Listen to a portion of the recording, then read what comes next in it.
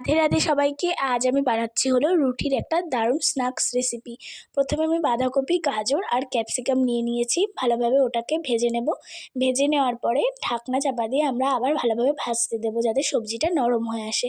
ভালোভাবে ভেজে নেওয়ার পর আমরা দিয়ে দেবো হলো ওর মধ্যে কিছুটা মেয়োনিজ, কিছুটা টমেটো সস আর চিলি ফ্লেক্স দিয়ে, আর একটু লঙ্কার গুঁড়ো দিয়ে দেবো, ঝাল ঝাল আসবে।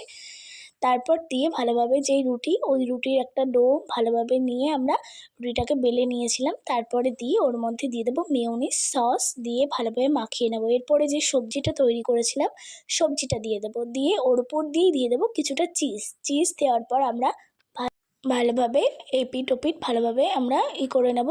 দেওয়ার পরে আমরা 4 পিস ওরকম বানিয়ে নেব। নেওয়ার পরে তাওয়াটা ভালোভাবে গরম করে নিয়ে ওর উপরে এই রুটির যে বানিয়ে রেখেছিলাম ওই রুটিগুলো আমরা দিয়ে দেব। দেওয়ার পরে এপিট ওপিট ভালোভাবে লাল লাল করে ভেজে নিয়ে রেডি আমাদের রুটির স্ন্যাক্স রেসিপি।